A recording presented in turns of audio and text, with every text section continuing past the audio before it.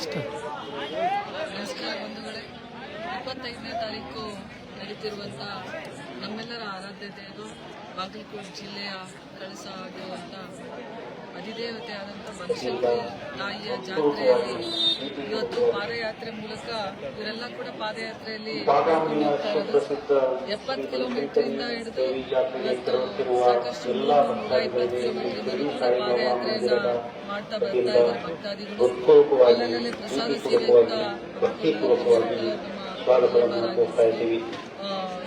ಕೂಡ ಸಾಕಷ್ಟು ಜನ ಒಂದು ಸ್ಟಾಲ್ ಭಕ್ತಾದಿಗಳಿಗೆ ಪ್ರಸಾದ ಸೇವೆ ನಾಳೆ ಗಾಯತ್ರಿ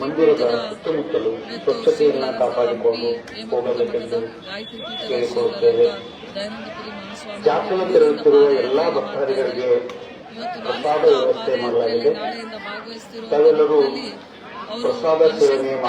ಪೀತಾಂಬರಿ ಸೀರೆಯನ್ನು ಅರ್ಪಿಸುತ್ತಿರುವಂತ ನಿಟ್ಟಿನಲ್ಲಿ 170 ಇಲ್ಲಿವರೆಗೂ ಕೂಡ ಪಾದಯಾತ್ರೆಯನ್ನ ಪಾದಯಾತ್ರೆ ಮಾಡ್ತಾ ಇದ್ದಾರೆ.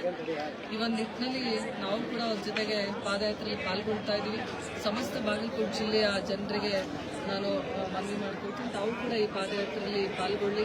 ತಾಯಿ ಬನಶಂಕರಿ ಆಶೀರ್ವಾದನ ನಾವು ನೀವೆಲ್ಲರೂ ಪಡೆದು ಇವತ್ತು ನಮ್ಮ ಜಿಲ್ಲೆಯನ್ನು ಸಮೃದ್ಧಿಯಾಗಿಡಿ ಅಂತೇಳಿ ಬೇಡ್ಕೊಂಡು ತಮ್ಮೆಲ್ಲ ಕಷ್ಟ ಕಾರ್ಪಣ್ಯಗಳನ್ನು ತಾಯಿ ಕಳೆದು ಎಲ್ಲರ ಬದುಕಲ್ಲಿ ಸುಖ ಶಾಂತಿ ನೆಮ್ಮದಿಯನ್ನು ನೀಡಲಿ ಕೊಳ್ಳಿ ಅಂತ ನಾನು ನಾಳೆಯಿಂದ ಪಾದಯಾತ್ರೆಯಲ್ಲಿ ಪಾಲ್ಗೊಳ್ತಾ ಇರೋಂಥ ನಿಟ್ಟಿನಲ್ಲಿ ನಾವು ಕೂಡ ಗುಡೂರಿನ ಶಿವಮಂದಿರ ಮಾರ್ಗ ಮಾಡಿ ನಾವು ಬನಶಂಕರಿಯನ್ನು ತಲುಪಿ ತಾವು ಈ ಪಾದಯಾತ್ರೆಯಲ್ಲಿ ಪಾಲ್ಗೊಂಡು